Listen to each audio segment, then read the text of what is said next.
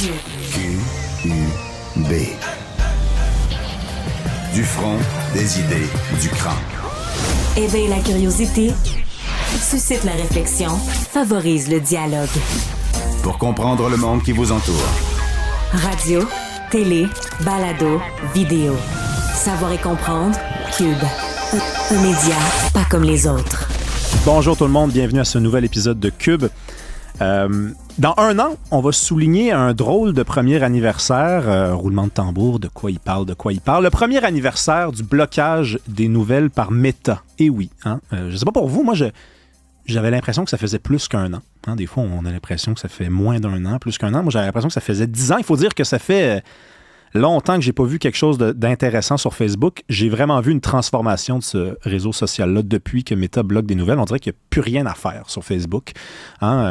Moi, je vieillis, donc les gens mettent de moins en moins de publications, de photos. Donc, je ne sais pas ce que je fais là. Il y a essentiellement de la publicité. Vous rappelez-vous, il y a un an, on a été, je pense, plusieurs dans nos familles, dans nos entourages, à débattre de l'effet prévu de cette décision-là de Meta de bloquer les nouvelles. On se demandait si on allait s'informer de moins en moins. Moi, je me rappelle une discussion avec un oncle en particulier. Je lui disais, ça va être terrible ce qui va arriver. Les jeunes, particulièrement, vont s'informer de moins en moins. Je les connais, les jeunes, ils vont sur Facebook. C'est comme ça qu'ils apprennent qu'il s'est passé quelque chose et ensuite, ils cliquent sur la nouvelle et ils sont éventuellement transportés sur le média et ensuite, peut-être qu'ils approfondissent leur recherche d'informations. Et mon oncle me disait, ben non, voyons donc, il y en a eu des transformations dans l'histoire, puis on s'est toujours adapté, puis c'est cynique, puis c'est pessimiste de penser que cette fois-ci, exceptionnellement, on s'en relèvera pas. Eh bien, la bonne nouvelle, c'est qu'un an plus tard, on peut départager qui avait raison parce qu'on commence à avoir des informations. Les premières informations, les premières données qu'on a tendent à démontrer que c'est mon oncle qui avait raison, puisque... par exemple, la plupart des sites d'information qui ont accepté de révéler des données, je pense à Radio-Canada par exemple, ont révélé donc qu'il y a une augmentation du trafic sur leur site. Mais, nuance. Prenons l'exemple toujours de Radio-Canada. Radio-Canada dit on avait pour d'autres raisons prévu avoir une augmentation du trafic, notamment la croissance démographique. Il y a de plus en plus de gens au Québec, au Canada. Et on pensait que le 12% qui est nommé, qui est donné, eh bien, ça serait plus. Et si c'est moins, c'est parce qu'il y a eu blocage de données, de nouvelles, en fait, sur Meta. L'information, la question qu'on se posait donc, tous, c'est est-ce que les jeunes de 18 à 35 ans, s'informeraient plus ou moins? On les a. Les chiffres, c'est 35% des jeunes de 18 à 34 ans qui disent moins s'informer depuis un an. Ouch! C'est plus que 1 sur 3, ça. C'est plus qu'une personne sur 3 qui a le droit de vote, qui va être un travailleur actif, qui va être un citoyen, donc en charge de décider de comment il veut vivre dans la société, qui s'informe de moins en moins. 35%. Je vous dirais qu'il y a un an, j'avais même pas anticipé un choc aussi brutal que ça. C'est vraiment tragique, en fait, ce qui s'est passé. Les jeunes s'informent donc de moins en moins. Êtes-vous tripeux de technologie, du genre à regarder des films de science-fiction et à vous dire « Hey, un jour, nous autres aussi, on va être dans des soucoupes volantes à la place des voitures. Il va y avoir des autoroutes dans les airs. Un jour, nous autres aussi, comme dans le film X, on va avoir des lecteurs de conscience dans les yeux. » Eh bien, vous pourriez être servi.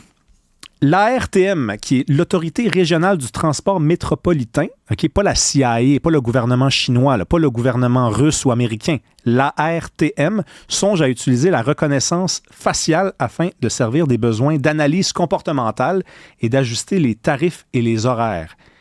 Et la reconnaissance faciale, le fait de pouvoir vous présenter devant une machine qui vous reconnaîtrait parce qu'elle aurait enregistré chacune des données que constitue votre visage.